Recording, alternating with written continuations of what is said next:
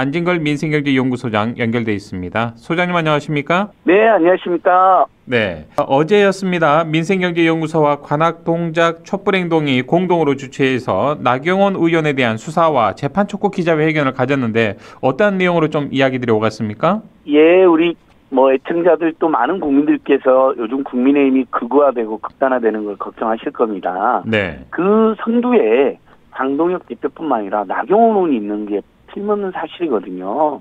또 나경원 의원은 2019년도에 공수처법 통과를 막기 위해서 국회에 난동 사태를 일으킨 주범이었습니다. 당시 동료 의원을 감금까지 하는 그런 만행이 있었는데 그때 그래서 그걸로 결국 큰 사적 지탄을 일으키고 2020년 초에 기소까지 되었는데 네. 지금 다른 사람 같았으면 1심 다 끝나고 대법원까지 다 끝났을 때 아닙니까? 그럼요. 사건이 일어난 날부터 이제 재판이 지금 6년째 아직도 1심이 진행 중입니다. 예. 이것은 명백하게 국민의힘 정치인들과 사법부가 이렇게 서로 짜고 봐줬다라는 게 해도 과언이 아닐 것입니다. 나경원은 남편이 지금 춘천지방법원장을 맡고 있거든요. 예. 그리고 남편이 고위법관이고 본인도 법원장이 됐군요, 벌써? 예, 그러니까요. 네. 앞뒤 7년의 안 세월 맞는 동안. 게 맞습니다. 그 윤석열 체포나 구속영장을 발부한 법원에 대해서 사법부가 완전히 좌파 강점기다, 빨갱이다 이런 식으로 비난했는데 자기 남편을 비난하는 거죠. 자기 남편이 지금 우리 사법부의 최고 요직 중에 하나는 춘천지방법원장을 하고 있는데, 그러니까 결국은 고위법관이 남편, 또 법관 출신 나경원에 대한 특혜가 지금 대규모로 자행되고 있다, 장기간. 예. 그래서 이건 국민들께서 굉장히 스트레스입니다. 우리 국민들은 작은 벌금이나 과태료만 나와도 발발 떨면서 그 다 지키고 그러지 않습니까? 그럼요. 안 지키면 과상금 또 나오고. 예. 그러면서 생업에 종사하면서도 재판받고 벌금 내고 과태료 내고 단속당하고 이렇게 사는데 나경원 의원은 혐의와 수십 가지인데 그중에 대표적인 재판을 받고 있는 것. 그리고 이제 내란을 계속 비호하고 선동했다는 비난도 받고 있지 않습니까? 네. 그 부분으로도 많이 고발이 되어 있거든요. 근데 지금 특검에서도 오늘 구속장이 청구된 권성동 의원 포함하여 많이 수사를 받고 있는데 윤석열로부터 내란의 밤 당일날 추경호와 나경원은 전화를 받았습니다. 그래서 추경호 의원을 빼돌렸고 나경원 의원은 저희들이 국회 담장을 직접 봤거든요. 국회 안으로 안 들어가고 갑자기 돌아가지고는 국민의힘 당사로 도망가는 모습을 봤는데 그 내란 비호 공범 또 주요 인물이 어떻게 협조를 했는지 그분에 대해서도 빨리 수사에 이루어야 된다 해서 어제 많은 시민단체, 특히 동작 주민들이 많이 오셨더라고요. 네. 서울 동작구 주민이 나서서 빨리 내란 관련, 그다음에 각종 비리 혐의와 관련된 수사를 받아야 된다. 그리고 재판을 6년째 받고 있는 국회 난동 사태, 그걸로 빨리 엄벌을 받고 정치로 퇴출돼야 된다라는 강력한 주창이 있었습니다. 이른바 빠루 전사 그 사건이죠? 예, 맞습니다. 이제 본인이 준비한 빠루가 아니라고 합니다. 그래 보니까 그건 맞습니다. 그건 여야 간의 공방 때 이제 당시 국민의힘이 문을 잠그고 감금하고 별일이 다 있었잖아요. 그러니까 당시 이제 민주당 계열에서 누군가 준비한 거 맞는데 그것을 본인이 들고 막 설레발치는 사진이 굉장히 아주 상징적인 사진 한 컷 아니겠습니까? 예, 그 맞습니다. 모습이요. 그러니까 그래놓고 이제 본인은 그냥 자기가 갖고 온 게 아니라는 식으로 변명하는데 그러니까요. 본인이 안 갖고 온 건 맞습니다. 하지만 그걸 들고 마치 모든 문제가 민주당이나 당시 진보 정당들이었던 것처럼 뒤집어 씌우고 근데 실제로 모든 회의를 방해하고 물리력으로 통행을 막고 그다음 당시 최이배 의원이라고 군산 출신 의원인데 그분을 의원에서 못 나오게 감금한 건 국민의힘 의원이고 그때 원내대표가 나경원 씨였거든요. 당연히 그 책임이 져야 되는 거니까 빠루를 본인이 안 갖고 왔지만 국민들은 들고 설친 거나 다름없다고 그 기억만 굉장히 강렬하게 있습니다. 맞습니다. 근데 본인은 자기가 빠루 안 갖고 왔다는 식으로만 변명을 하고 있습니다. 그건 국민들이 잘 모르겠죠, 당연히. 그 사진만 이제 연상을 하니까요. 벌써 맞습니다. 꽤 오래된 그래서 제가 팩트체크를 해드렸습니다. 지금 저희가 유튜브에 자료 화면으로도 지금 띄우고 있는데 서울의 소리 초심님께서도 어제 기자회견 함께 하셨나 보네요.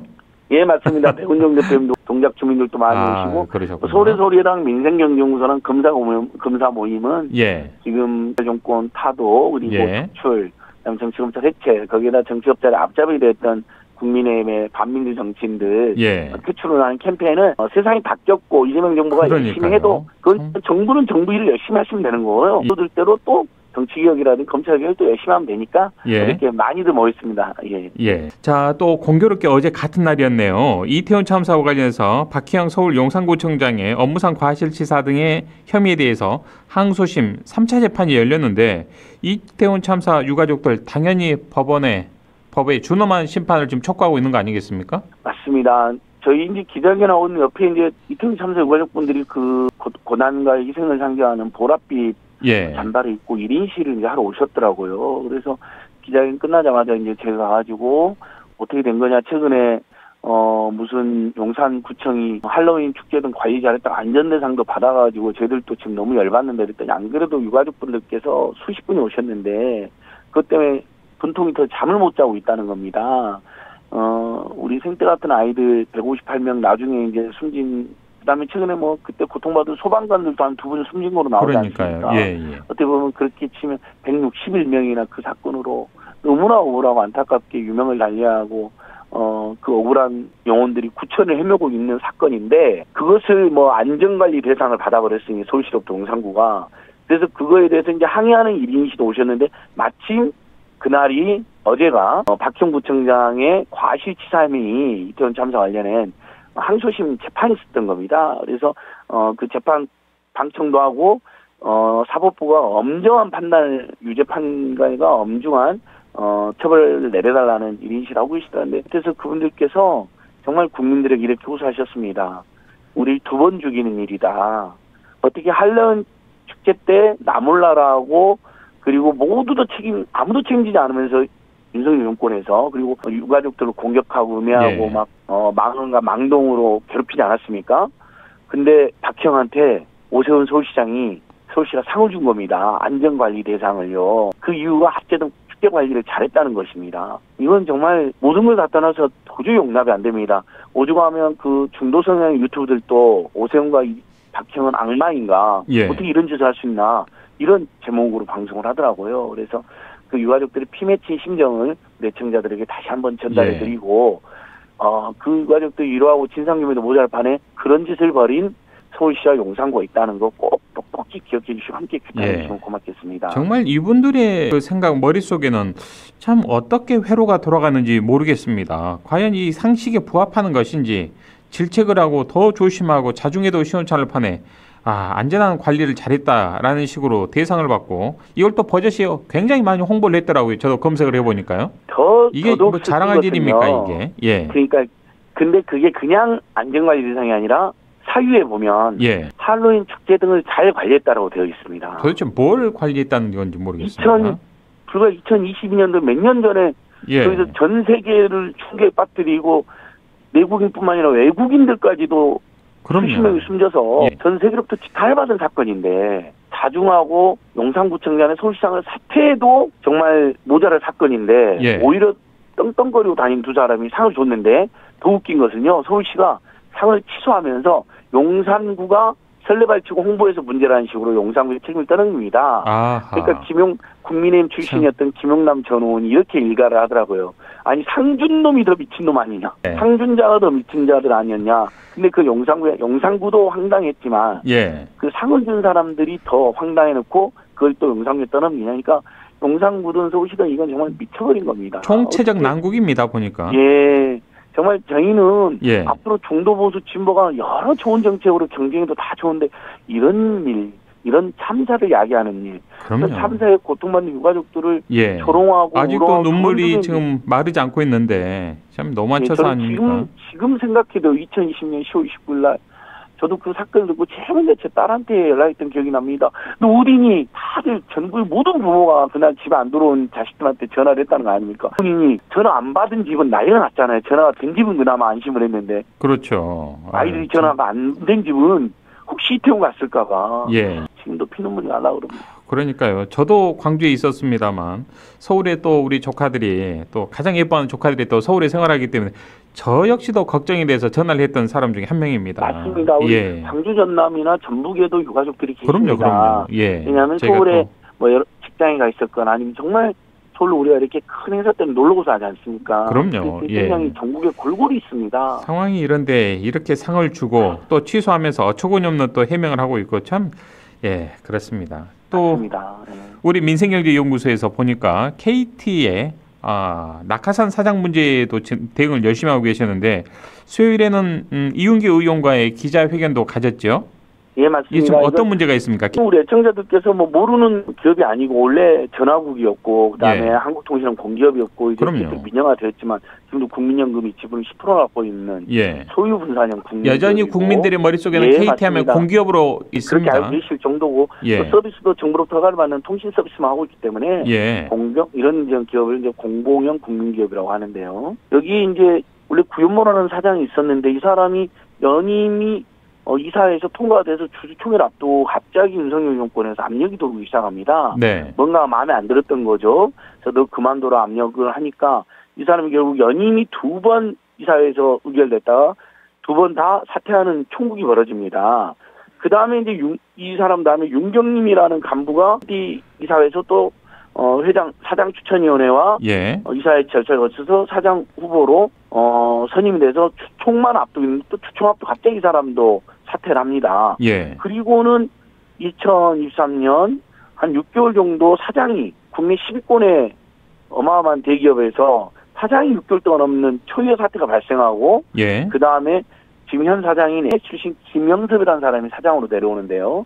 저희가 뒤늦게 이제 알아보니까 당시에도 소문이 타다했지만 김건희와 건진 세력이 예. 자기들이 마음에 드는 사장을 내꽂기 위해서 구현모 전 사장과 윤경림이라는 간부를 몰아내고 결국 김영섭이라는 현 사장을 낙하산 내리꽂았다는 겁니다. 이제 제가 뭐 방송이기 때문에 100% 그걸 100% 말하면 안 되고요. 네, 그런 설이 있더라. 의혹이 예, 그런 있더라. 의혹이 강하게 예. 지금 제기됐고 그렇군요. 여러 언론 보도까지 나와 있습니다. 당시에도 나왔고 예, 최근에도 결국 건진세력이나 김건희가 개입했다는 언론 보도 나오고 있거든요. 특검이 수사도 하고 있습니다. 그래서 네. 이 부분과 관련해서 김영석은 김건희 낙하산이고 건진 낙하산인데 우리 국민들이 우리나라를 대표하는 통신기업에 있을 자격이 없다.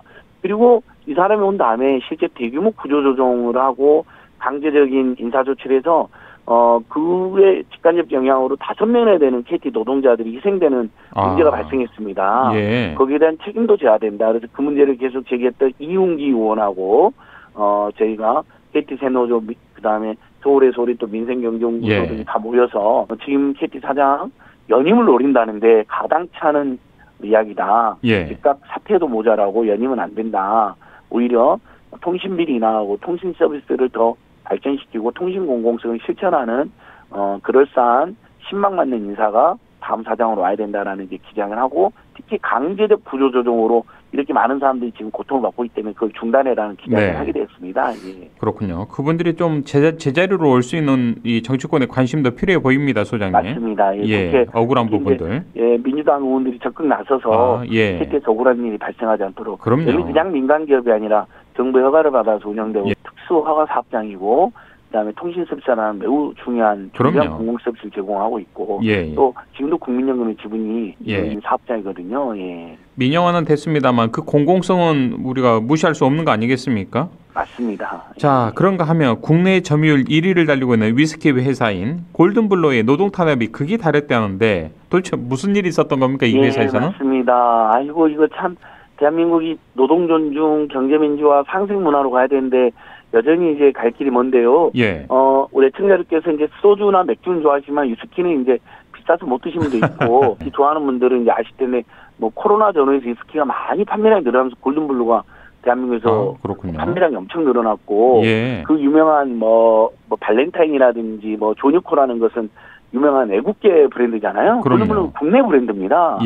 위스키 원액을 수입해서 팔긴 하지만요.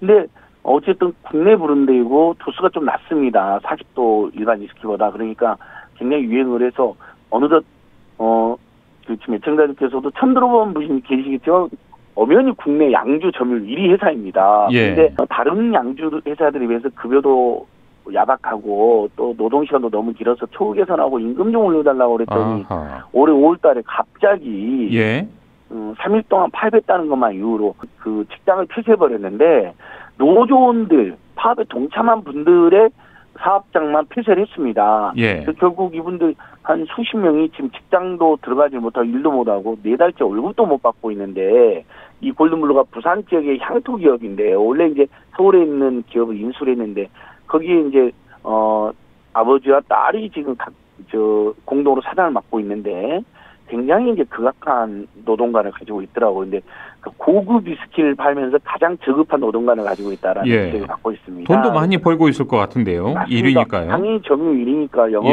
매출만 몇천억에 영업이 또 몇백억씩 나오고 있죠. 또 최근에 이제 국민들이 민생고가 힘들어지면 소주는 늘어나도 위스키 판매량은 줄어듭니다. 이제 그런 문제는 있긴 하지만 또 이제 민생경제 살아나면 또 국민들이 또 이제 한 번씩 파티도 하고 그렇게 하지 않습니까? 언제든 또 그 영업이나 매출이 늘어날 텐데 해도 너무했다. 그래서 직장 폐쇄를 풀고 이렇게 노동자들의 전면적인 파업을 하고 직장을 점거할 때 방어적인 수단으로 직장 폐쇄하는 건 노동법에 합법으로 되어 있지만 부분적인 파업 그리고 점거도 안 하고 있는 상태인데 공격적이고 선제적으로 직장 폐쇄하는 것은 불법으로 되어 있거든요. 그래서 저는 지금 이게 불법으로 직장 폐쇄를 했다. 노조를 파괴하기 위한. 그래서 오히려 직장 폐쇄하고 노조랑 대화를 해서 다른 회사의 100%도 아니고 80% 수준이라는데 임금 인상 요구안이 그 정도는 충분히 글로벌 회사에서 합리적으로 타협이 될 것 같습니다. 그래서 이 부분도 민주당의 박홍배 의원이라든지 을지로 의원이랑 함께 나서서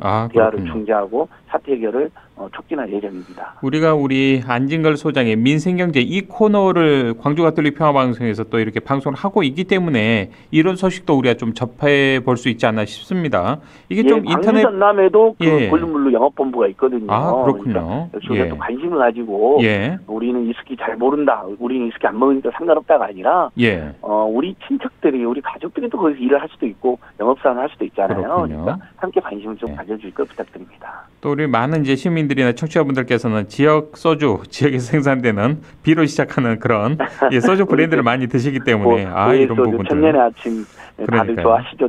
서울에서도 저희들이 아직도 많이 사 먹고 있습니다. 아무튼 이 부분에 대해서도 우리가 좀 관심을 가져야 될 지점 같고요.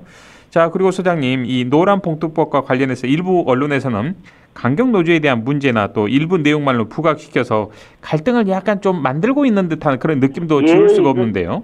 전형적으로 그 재벌 대기업들이 엄살을 부리고 과장을 하는 것이고요. 일부 언론이 저기에 광고라도 받으려고 부하노동하는 것인데 우리 애청자 여러분 아주 냉정히 최근 몇 년간 무슨 대규모 파업 소식 보셨습니까? 거의 없었죠. 80년대, 90년대 대규모 파업이 많았지. 그때는 워낙 너무 탄압이 심하니까. 최근에도 가장 생각나는 파업은 2009년도에 쌍용자동차의 파업 같은데. 쌍차 파업이 있었고요. 그 경우는 뭐 대규모 정리해고하고 그러니 당할 수밖에 없었던 거죠. 근데 그때 공장을 점거하고 농성했다지만 이분들에게 47억이나 되는 엄청난 손배를 부과해가지고 그래서 많은 분들이 자살하고 고통으로 죽는 일이 발생했거든요.